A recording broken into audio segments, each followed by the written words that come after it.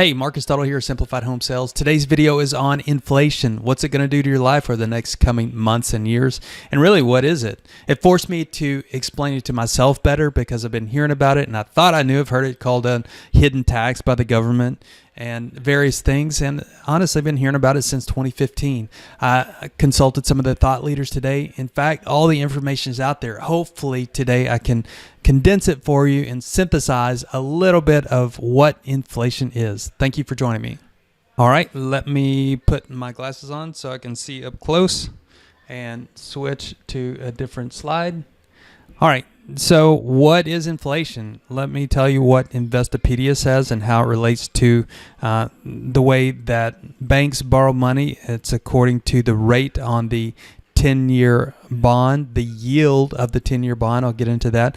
But inflation is the decline of purchasing power over a given currency over time. This is a quantitative estimate of a rate at which the declining in purchasing power. So I've got a Jamboard that I'll be switching back to that hopefully can help me explain. And it's explained like if Mike's going to get some groceries and the previous year it cost him $100 to get his groceries. And over the next period of time, 1 year later, he goes and tries to buy the same amount of groceries. And in that case, it cost Mike $105 to get the same amount of groceries, and he's not able to buy. If he's only got $100, then he's not able to buy anything better. So what it is, because the government is going to make more money, print more money, which is what we've heard is happening, prices are going to go up and purchasing power is going to go down.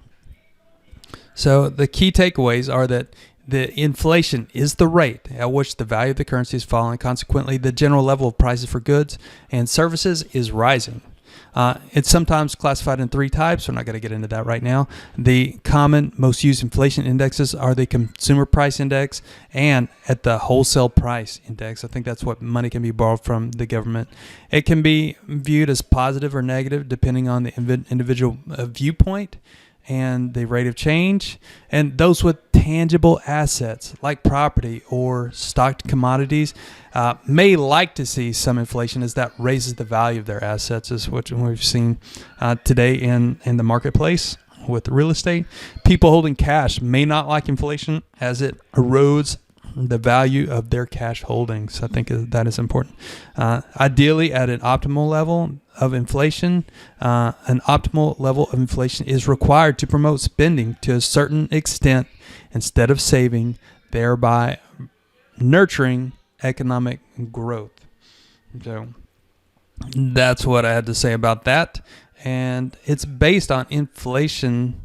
The rate of inflation is directly tied to the treasury yield of the 10-year bond, and that's right here. It's published every day. Right over here, we can see that the 10-year bond is over here trading at, or offering the yield of, let's see, 10-year bond will go down here. 1.61 is the yield on the 10-year bond. Now, what is the 10-year bond? The government sells bonds to pay for various things, and foreign investment invests in the 10-year bond. And let's see what it is. The treasury yield, the treasuries are considered to be a low risk. I'm telling you this because a person that I respect, and Kevin O'Leary, he's the Shark Tank guy. I've never really paid much attention to him. However, as I listen to him, he is more and more insightful. Right here, I'll be publishing this Jamboard on my website. So I think that it offers valuable insight since he's out there. And the takeaways with Kevin is from this very insightful interview. I'm going to turn the volume down or off. So the insight from Kevin is that he feels like we're in a all-out economic war with China because they don't have the same responsibility to intellectual property, and they can take intellectual property and that is state sponsored to steal the intellectual property of the world. And they get to invest in our markets, yet they heavily control what we are able to do. So, and the fact that they are a little bit upset that all of their trade reduces to the dollar. So all of their they invest in our markets, and all of their GDP, gross domestic product, is able to be reduced and forced to be reduced into the U.S. dollar. So they are not playing fair, and that is his assertion. Kevin O'Leary's assertion is that we need to bar them from our market. So anyway, I got off track, but as I listen to Kevin more, I think that he offers valuable insight, and I think that the link with Meet Kevin, who I recently was introduced to through Ken McElroy, I don't know if you've heard me talk about him, I deeply respect here. All this information is out there, and right now I'm talking about the 10-year bond and why it's important to the inflation rate is because Kevin O'Leary made the assertion that we are not going to see hyperinflation unless the yield on the 10-year Treasury bond goes up to 3 and above. And as you can see right now, April 19th, 2021, you can get this link on my Jamboard. I'll publish. You can make a copy in your own Google Drive or whatever you use. The 10-year yield on the yield on the 10-year bond is 1.61. It feels like we have a way to go. So this is me citing my source of why I feel like we're not going to have inflation right now. And interesting times. I feel like you should watch the hour-long video on Meet Kevin, who is a smart guy and really got it going on YouTube.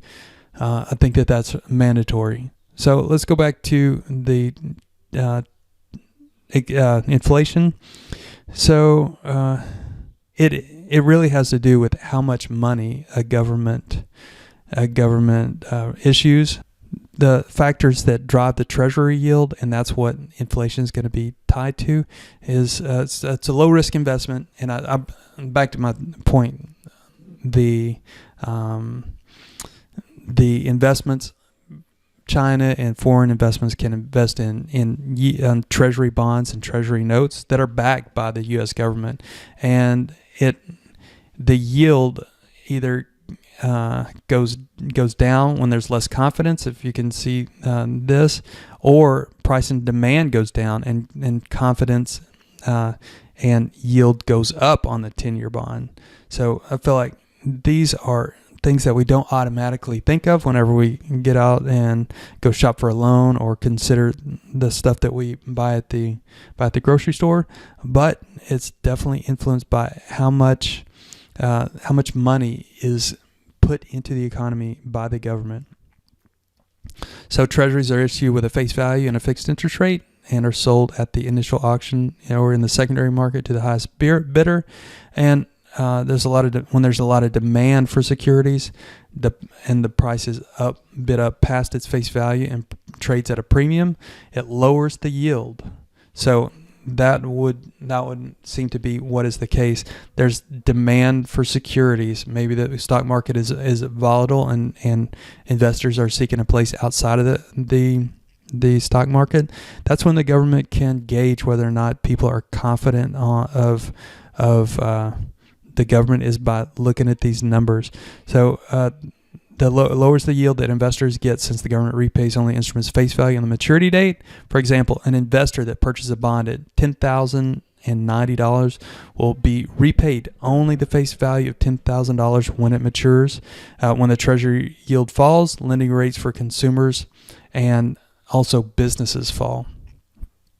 So if the demand for treasuries is low, the Treasury yield increases to compensate for the lower demand. When the demand is low, investors are only willing to pay an amount below par value. It increases the yield for an investor.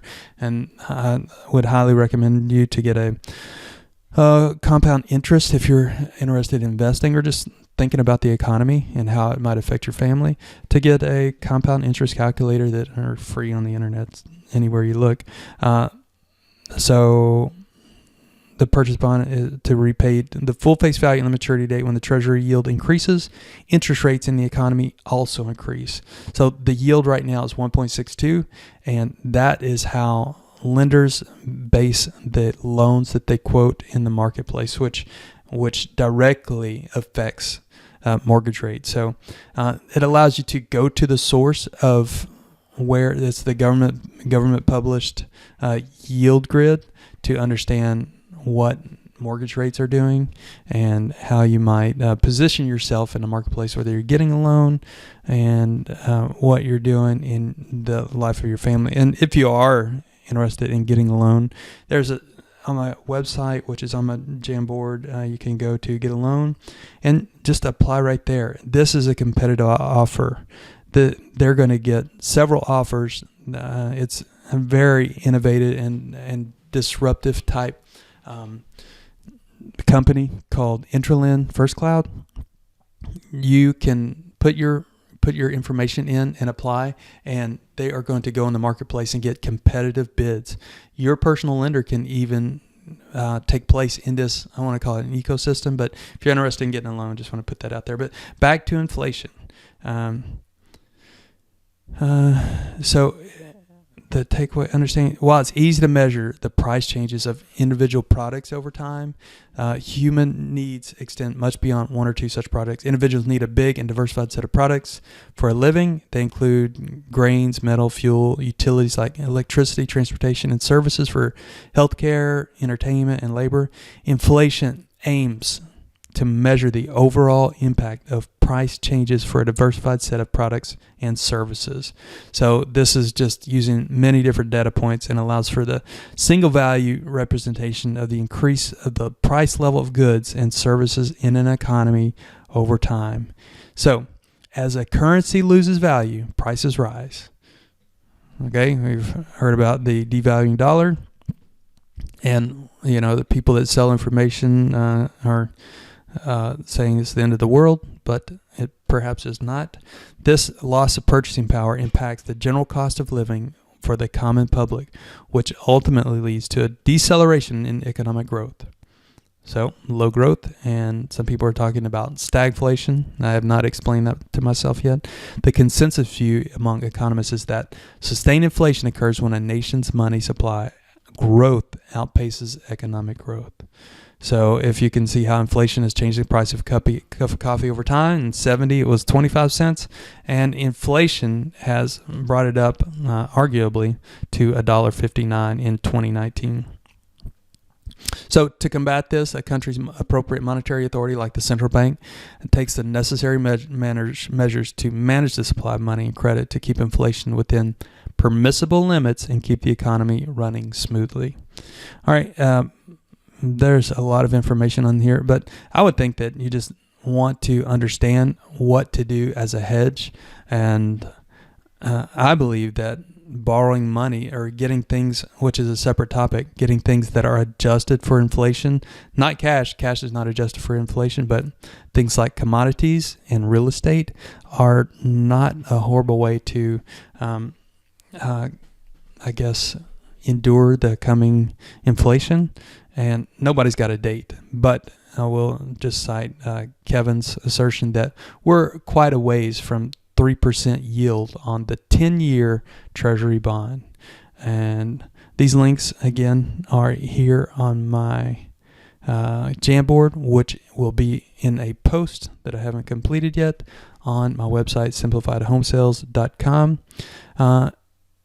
I think that's all I have to say about that, except for to just say that this interview really is, he talks about if you are not in the stock market, he talks about what he's doing in his personal investment life, and I think it offers valuable insight into what you could perhaps go into if you're an investor, or just to keep track of, and just try to separate the wheat from the chaff, if you will, because what I find is that there's a lot of people selling information out there for different means, and Kevin O'Leary is not selling anything per se. But if you have any further questions, then I can be reached. I can be reached on my various sites. Email me on my website or leave a comment on YouTube. That's what I got going now. And if you do have any interest in a loan, if you have any interest in real estate, throughout the nation and abroad, I can assist you, and I'd be happy to provide a referral and work with you directly. That's my proposal, is that my national and international network can help you with sell or purchase of real estate.